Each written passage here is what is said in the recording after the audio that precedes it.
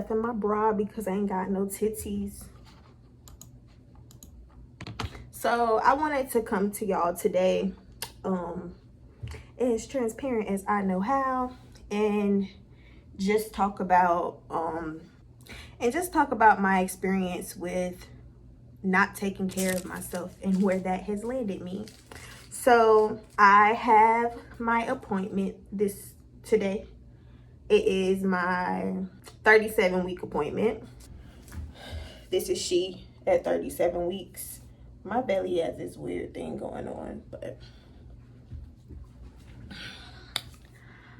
the problem that we have run across is my pulse. My pulse runs too high. So although my blood pressure is not high, my pulse is high. That is a concern. I feel like I already told y'all this.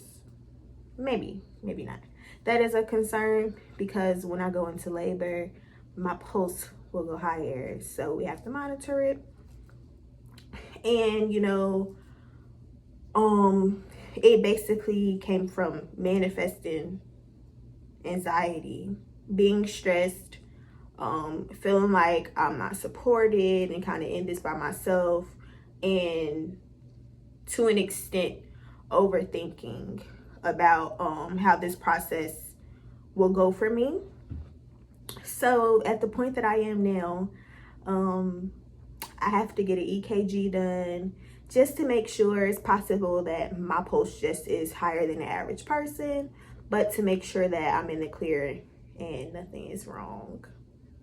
So I just wanted to share that, because if you are stressing, if you are allowing what others are or aren't doing to impact you, please stop. Because if you have this birth plan in mind, you wouldn't want to jeopardize your birth plan and then it comes to the last few weeks and it's like, I have to try to pull this all together. So just really take that time to let things go.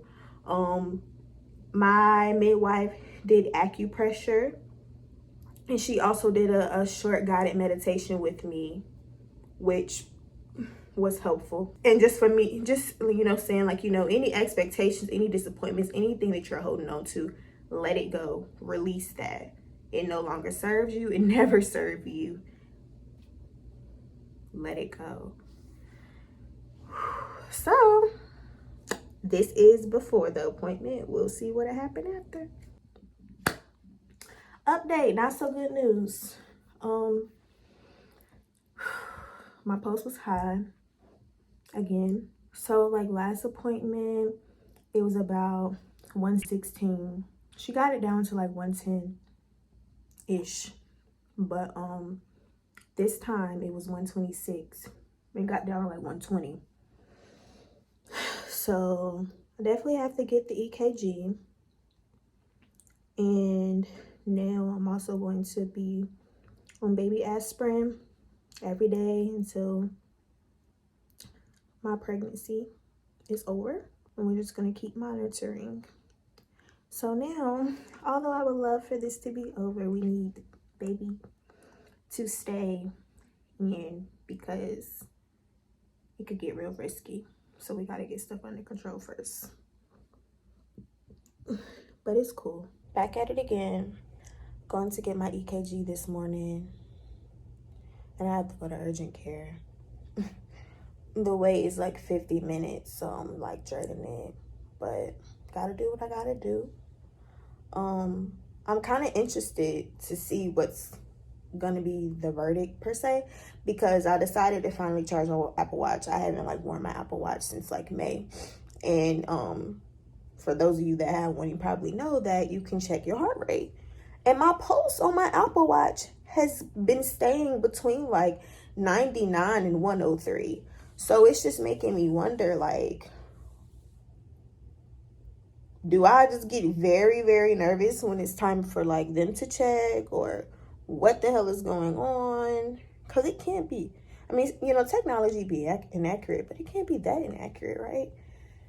But either way, hoping for the best. I just got my EKG done, and she said, "Oh, okay, that's a little fast." Ugh, lordy, lordy, lordy. So I decided I'm finally ready to talk about it.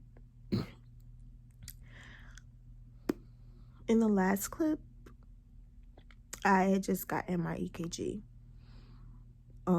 Shortly after that, the doctor came in, and he came in pretty frantic. Like, typically they introduce themselves and, kind of, "Oh, what brings you here today? Da, da, da." It was tense. He said his name extremely fast. Like, "My name is Lee Thompson. Are you having any shortness of breath?" And I'm like, huh? So he asked me if I was having shortness of breath. He asked me if I was dizzy. I'm like, no. He kept asking, "Are you sure? Are you sure?" I'm like, no. Then he asked me to tell him while I was there. And so, to make the longest story short on that part, he diagnosed me with sinus tachycardia, which means my pulse is high and abnormal. It is unknown whether this will impact me long term or just my pregnancy. If it will resolve itself, don't know. He told me to immediately go to my midwife afterwards and provide her with the results. So I sent them over. Shortly after, she called me. My midwife doesn't normally call me.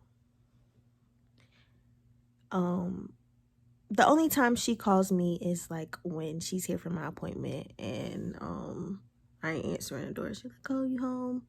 or whatever. But besides that, normally we text or email. She calls me. She's like, "Hey." I'm like, "Hey." And she was just like, "Well." I'm like, "Well." And she was like, "You have to get transferred."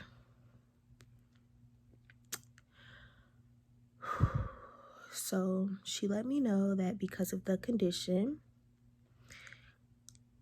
it was unsafe and not in my best interest to continue with my own birth, and that I would have to be transferred, and that she had already spoken to the OBGYN office that I was going to be transferred to, and she let me know the hospital. And yeah, and she was just like, "I'm sorry, I really wanted to do this too, but your health is more important." And she was just like, "It's just risky because you're going to have to be monitored throughout your whole labor." And she was like, she could monitor me, but the dilemma is we don't know what labor is going to do for my heart. And although I maybe could have a successful home birth, she was just like, "We don't want you to have a successful home birth and then have heart conditions for the rest of your life, or code after, like, anything."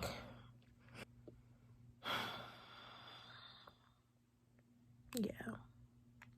On the phone with her, I was very monotone, just like, "Okay, da da da da da." But once I got off, I broke down. And I was here all by myself. My partner was at work, and I couldn't get in contact with him at the time. I called a few people, and they didn't answer. So I told one friend, and I FaceTimed her, and as soon as she answered, I just started crying, just bawling. And I always said that hospitals were for emergencies. So in the event of an emergency, I would be okay with going. And I mean, I guess this is an emergency, so I can accept that. But it still hurts. It really freaking hurts. Like, it's still a lot to process. But this is where we are. I made the decision to not tell my family. So that's another thing, because I mean, where they probably could provide some comfort, I didn't allow that. But I made the decision not to tell them, just because my family and his family as well. As far as our immediate people, there are some people that were down in the process of home birth. So for that reason, I don't really want to say much. The second reason is because I just feel like it won't make me feel any better, and it will alarm others, because then it's going to be like, well, is she okay? Let us know when she goes into labor, constantly checking in on me. And I just don't want that stress on me nor my partner. And although, like, if they're, reaching out to him, it's like, well, they're not directly reaching out to me, but reaching out to him takes from me. It takes the focus from me.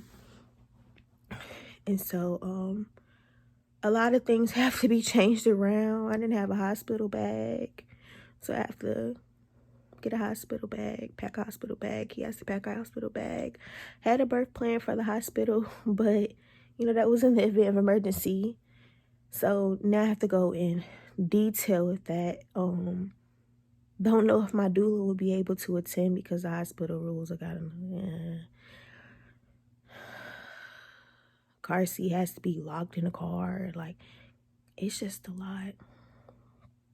But that's that. Yeah, this shit's fucked up.